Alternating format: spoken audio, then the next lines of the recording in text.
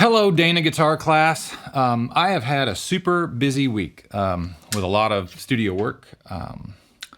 So there hasn't been a video this week. There wasn't a video last week. I think the last one I put out was Kookaburra.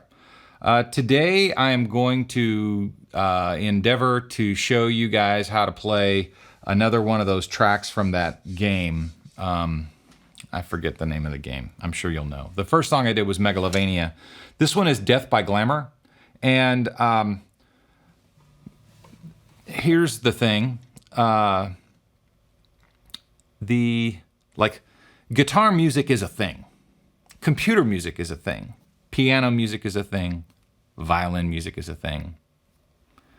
Horn music is a thing. And that even breaks down individual horns into individual horns. This music is most definitely not really guitar music. Can it be played in part on a guitar? Sure. Is it going to be something that's accessible to a beginner at like whatever it is, 150 beats a minute or something? I don't think so. But I'll show you the parts and I'll break it down much like all the other songs in the music packet where there will be 3 parts. And the first thing that happens is a little bass line that comes in with the... Right? Then there's this other part that is also a bass line, but it plays in some notes that are lower than can be played on the guitar. So I moved it up an octave so that it all fits in the B, G, and D strings, and it's let's see.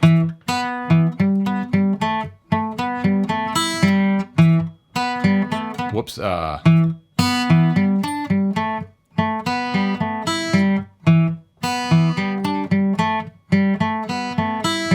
That's barely right. I'll get it right when I play it. Then finally, there's another part that's like a...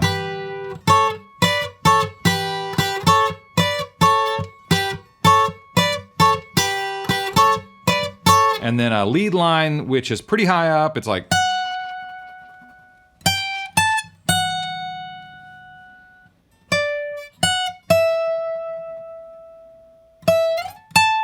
And then it goes into this kind of, I mean, it's a computer, so it's not really improv, it's all programmed, but you know,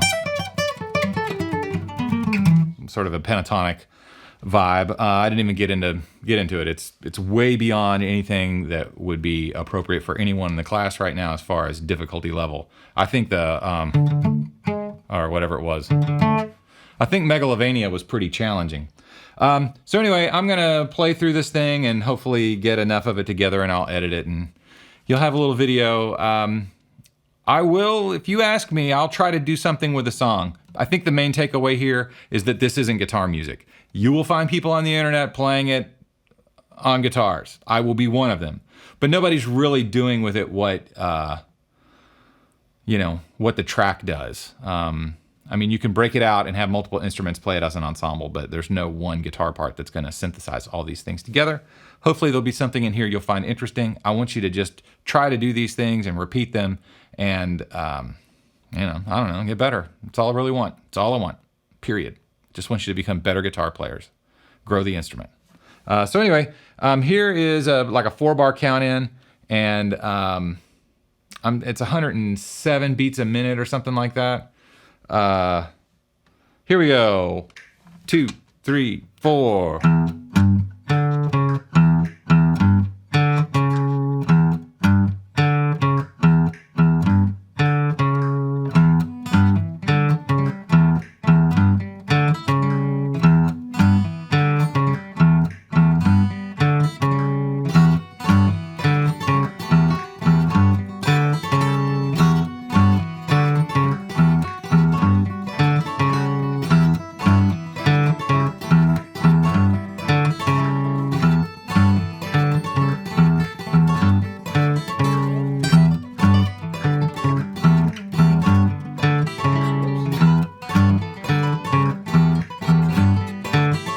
Okay, so there's that part there. I'm going to go back and put the next part on, which, oh yeah, I guess I should talk about how that's played. It's basically open E to G, then open D, and then C sharp, which is the 4th fret of the 5th string. So you have open E to G, and then open D, and the 4th fret of the A string, a C sharp, and then it starts over again, 0, 0, 3, open D, 4. So you have E, G, D, C sharp, E, and then E, G, D, C sharp. So it's kind of like the same line twice. It's just that the rhythmic phrase of it kind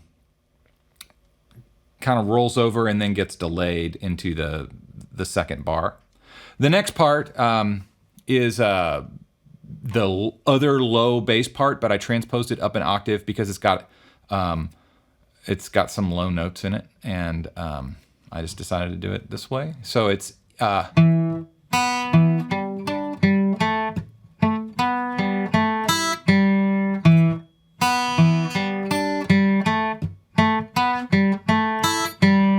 okay, so you have to do a lot of picking across the strings. The first note is E on the D string, so that's the 2nd fret. If you've been doing your 0, 12, 7, 2, 9, 5, 0, 12 exercises, you'll know that that's an E there on the D string.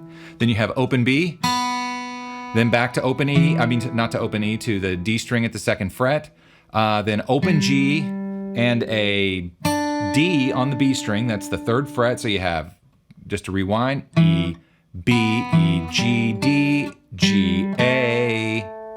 So there it is again, E, B, E, G, D, G, A, then it goes A, B, G, A, E, G. So that second half is a 2nd fret of the G string, it's an A, open B, open G, 2nd fret of the A string, of the G string, that's an A, open E, open G. So you have, whoops, here you go. Dang it, here you go. Here you go.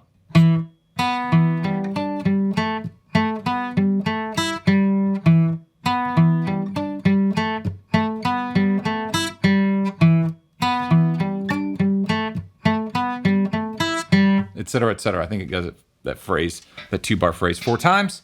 All right, so the next part then is this little double stop part, and I'm just manipulating my computer screen over here so that I can see what in the world is going on. Oh, there it is. I wish I could share this stuff with you. This program runs on a very old operating system, Windows XP. I think it came out before most of you were born. I don't know. When were you born? You tell me. So this is it's like a little piano part type sound, and it's a part of a G triad. So you've got a 8th fret of the B string and 7th fret of the E string. Then you move up that whole shape 2 frets, and it's the 10th fret and the 9th fret of the B and E respectively. And then you change that shape a little bit, and you got the 12th fret of the B and the 10th fret of the E. Then back down to the 10 and the 9, and then the 8 and the 7. So that's just another syncopated rhythm like the other ones.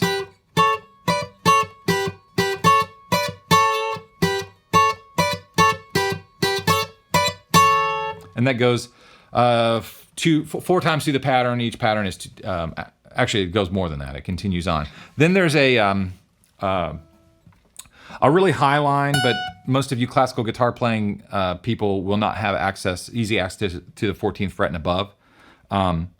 So I'm going to do it in down here in more open position. So the first note's F sharp, and then it goes G, A, F sharp, D, F sharp, E, and then finally up to A. And since you don't have a lot of sustain, you could pick that like.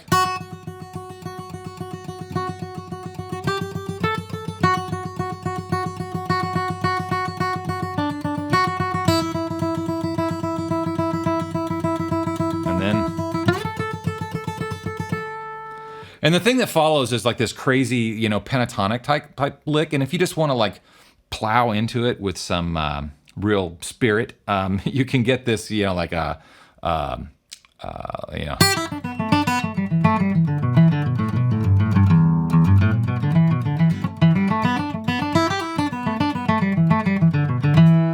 So that's an E minor pentatonic scale, and that's just the 3rd fret of the high E string, open E, 3rd fret of the B string, open B, 2nd fret of the G string, open G, 2nd fret of the D string, open D, 2nd fret of the A string, open A, 3rd fret of the low E string, and open E.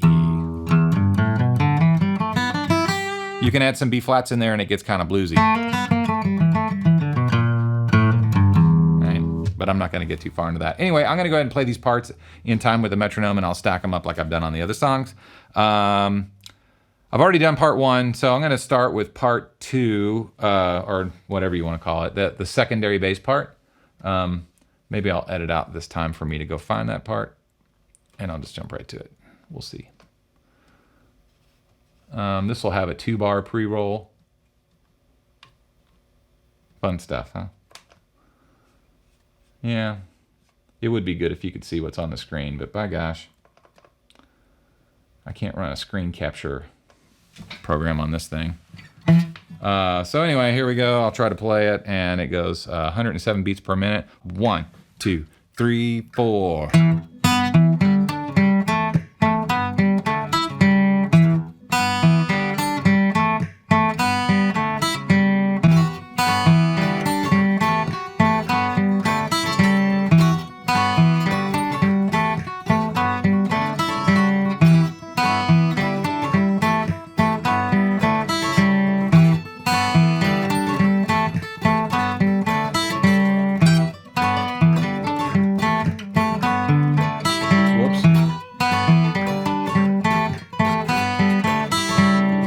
Here's the 3rd part, which also enters simultaneously with a melody, and it goes like this. 1, 2, 3, 4.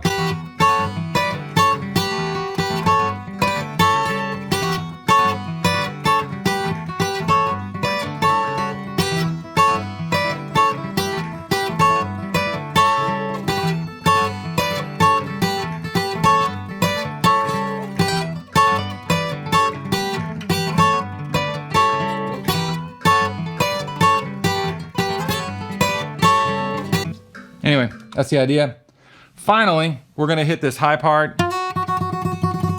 And here we go. It's 107 beats a minute. Oh yeah, it's F sharp, G, A, back to F sharp, D, F sharp, E, and then up to A. Here we go. 1, 2, 3, 4.